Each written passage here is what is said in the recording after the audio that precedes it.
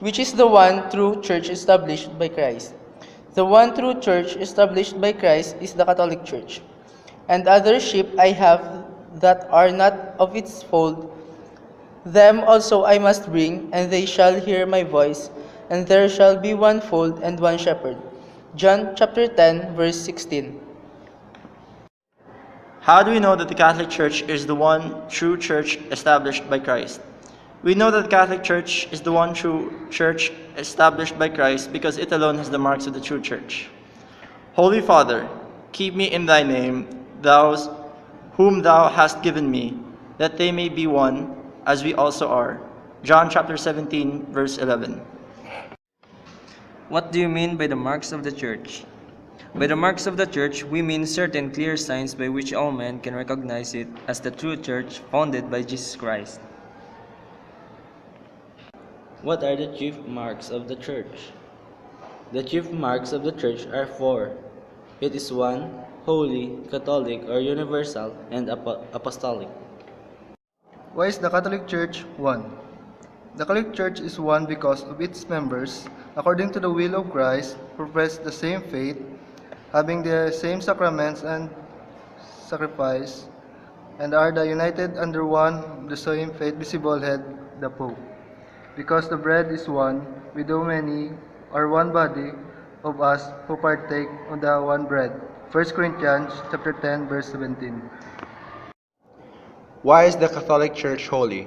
The Catholic Church is holy because it was founded by Jesus Christ, who is all holy, and because it teaches according to the will of Christ, holy doctrines, and provides the means of leading a holy life, thereby giving holy members to every age.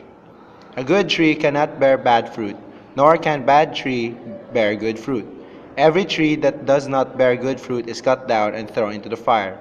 Therefore, by their fruits you will know them. Matthew chapter 7, verse 17 to 20. Why is the Catholic Church Catholic or universal? The Catholic Church is Catholic or universal because destined to last for all time. It never fails to fulfill the divine commandment to teach all nations all the truths revealed by God. And this gospel of the kingdom shall be preached in the whole world for a witness to all nations. Matthew chapter 24, verse 14.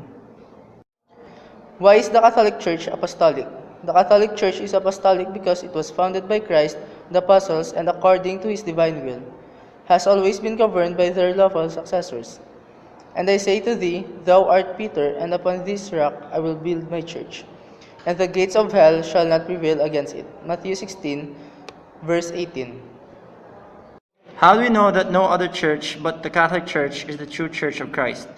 We know that no other church but the Catholic Church is the true church of Christ because no other church has these four marks. What are the chief attributes of the Catholic Church? The chief attributes of the Catholic Church are authority, infallibility, and indefectibility. They are called attributes because they are qualities perfecting the nature of the Church. What is meant by the authority of the Catholic Church? By the authority of the Catholic Church is meant that the Pope and the bishops, as the lawful successors of the apostles, have power from Christ himself to teach, to sanctify, and to govern the faithful in spiritual matters. On behalf of Christ, therefore, we are acting as ambassadors of God, as it were, appealing through us. 2 Corinthians chapter 5, verse 20. When does the Church teach infallibly? The Church teaches infallibly when it defines, through the Pope alone, as the teacher of all Christians, or through the Pope and the bishops, a doctrine of faith or morals to be held by all the faithful. What is meant by the indefectibility of the Catholic Church? By the indefectibility of the Catholic Church is meant that the Church, as Christ founded it, will last until the end of time. Are all obliged to belong to the Catholic Church in order to be saved.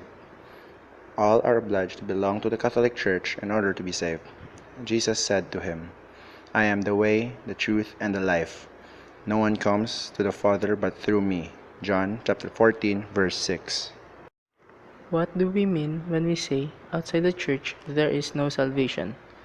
When we say, outside the Church, there is no salvation, we mean that Christ made the Catholic Church as necessary means of salvation and commanded all to enter it, so that a person must be connected with the church in some way to be saved.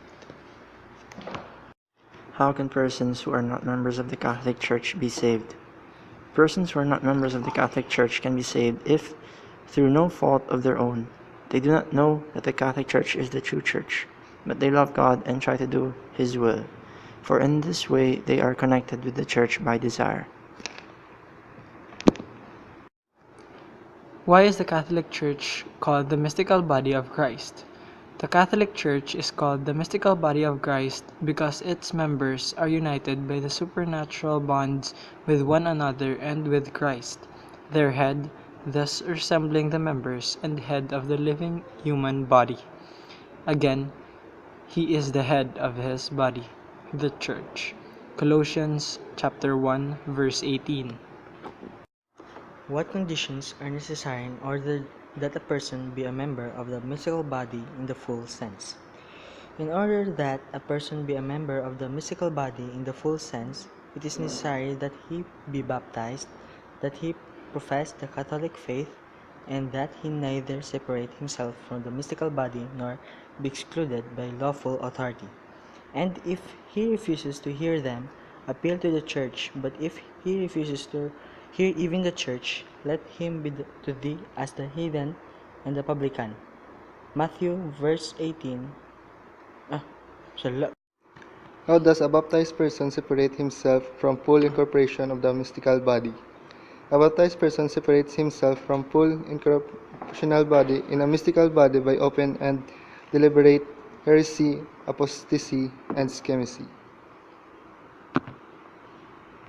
How does a baptized person separate himself from full incorporation in the mystical body by heresy? A baptized person separates himself from full incorporation in the mystical body by heresy when he openly rejects or doubts some doctrine proposed by the Catholic Church as a truth of divine Catholic faith, though still professing himself a Christian. When does a baptized person separate himself from full incorporation in the mystical body by apostasy? A baptized person separates himself from full incorporation in the mystical body by apostasy when he openly rejects the entire Christian faith. When does a baptized person separate himself from full incorporation in the mystical body of schism? A baptized person separates himself from full incorporation in the mystical body by schism when he openly refuses obedience to the full law authorities of the Church, particularly to the Pope. When is a baptized person separated from full incorporation in the mystical body by lawful authority? A baptized person is separated from full incorporation in the mystical body by lawful authority when he incurs one of the more severe forms of excommunication.